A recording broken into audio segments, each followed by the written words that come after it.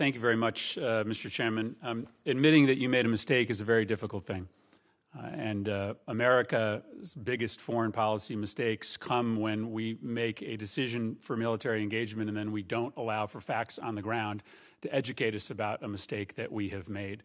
The definition of insanity is doing the same thing over and over again and expecting a different set of results. And I feel like that's where we are 5 years into a conflict in which nothing has changed except for the worse.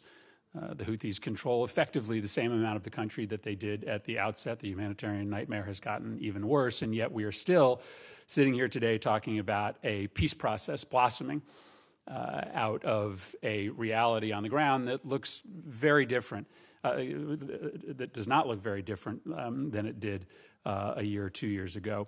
Mr. Satterfield, let me pose this theory of the case to you. I have great respect for you, but I really do think that this impression that you're giving the committee that the Iranians don't want to come to the table and the Saudis and the Emiratis do is spin. Because the reason that we are asking you questions about reports of an assault on Hudaydah is that the Saudis have made it pretty clear to everyone that's asked them that they are not going to come to the table until the military battle lines on the ground inside Yemen change, and that until they get the Houthis back on their heels militarily, they aren't going to come to the negotiating table.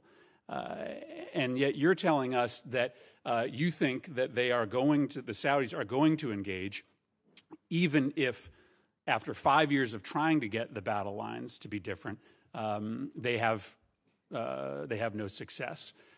So why are the Saudis going to come to the table today if for 5 years they've been trying to move the battle lines without success? The reason we're asking you these questions about Hudaydah is that they've communicated to us that they are planning an assault on Hudaydah as a means of trying to change the dynamics in anticipation of a negotiation. Senator, the last 3 years that this conflict has endured have not just shown a status quo. It's been a worsening of the situation with respect to the military picture. The posture of the Houthis is strengthened today in comparison to what it was 3 years ago. The presence of opposing non-Houthi forces, Ali Abdullah Saleh, the General People's Congress, is significantly more diminished or fragmented.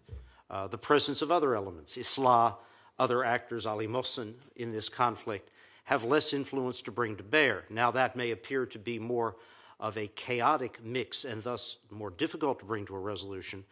Perhaps out of some sense of optimism, I choose to see it differently.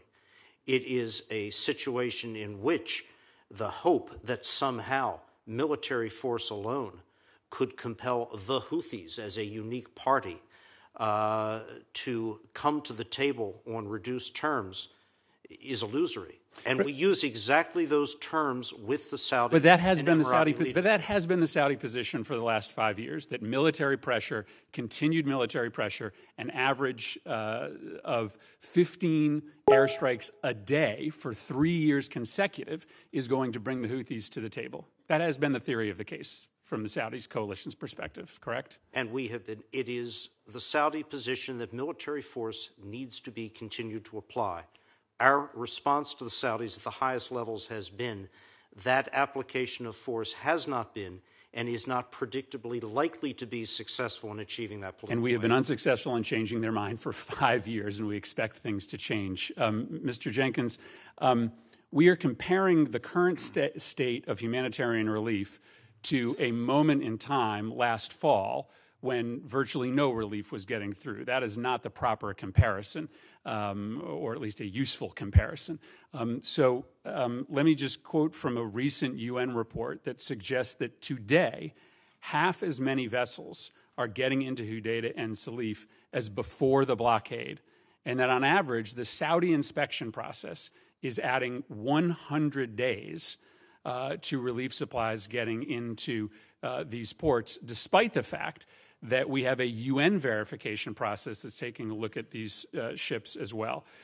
Why do the Saudis need to continue to look at every single ship that comes in, chilling the interest in humanitarian supplies, adding additional time, when we have a UN process that so far has shown no evidence of not actually being able to conduct these inspections?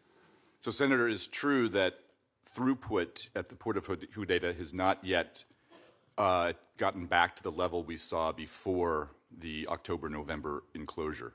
And there has been a very chilling effect on shippers, particularly shippers that using containerized vessels who don't want to take the risk of going to Hodeidah, and also because they don't know how long it will go through clearance. However, we've been working very carefully, State Department, USAID, other donors, with the coalition to reduce the times that the EHOC process, that's the Coalition's Evacuation Humanitarian Assistance Operations Cell. In the month of April 3rd, we got that down to about 3 to 4 days. So it's not 100 days. There's been a lot of work done getting the communication between that process and the UN verification and inspection mechanism process together. The UN system, UNVIM, gets back within 48 hours on a determination of whether or not a vessel actually needs to be searched or not, and then it goes through the EHOC process. We have seen, particularly in the last 6 weeks, significant progress on that, and we're looking forward to reducing those times even more. What we do need is we need shippers in the region to know how long it will take and how long, and that will hopefully get more shipping back into Hodeidah port, particularly compartmentalized cargo. Thank you.